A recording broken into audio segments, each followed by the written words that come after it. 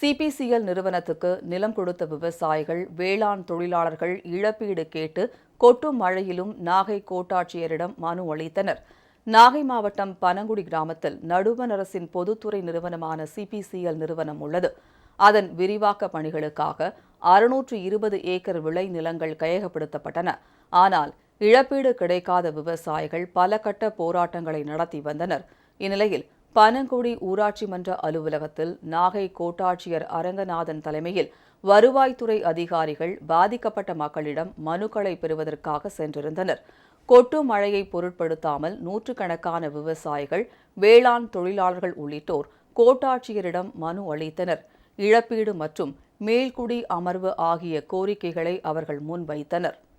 நம்ம ஆர்என்ஆர் தொகை வழங்குவதற்காக பணி நடைபெற்று வருது. அதில் இன்னைக்கு நம்ம இது 15 தினங்களுக்கு முன்னாடி விளம்பரம்லாம் பண்ணிட்டோம். அவங்களோட லிஸ்ட்டை இன்றைக்கி ஆட்சேபனை பெறுவதற்காக இன்றைக்கி பனங்குடிக்கு வந்திருக்கோம். நேற்று கோபுராதிபுரம் அண்டு நறுமணம் 2 நேற்று முடிஞ்சிடுச்சு. இன்றைக்கி பனங்குடி கிராமம் இதில் மனு வாங்கிட்டு இந்த ப்ராசஸ் வச்சுட்டு திரும்ப நான் அதை ஃபைனல் பண்ணி டிராஃப்டாக வட கலெக்டருக்கு அனுப்பி வைப்பேன். இதுதான் அந்த இதோட தொடர்ச்சி.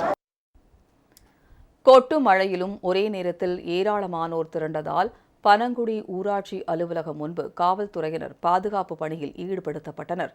சிபிசிஎல் விரிவாக்க பணியால் பாதிக்கப்பட்டுள்ள அனைவருக்கும் தாமதமின்றி இழப்பீடு வழங்க வேண்டும் என விவசாயிகள் கோரிக்கை விடுத்துள்ளனர்.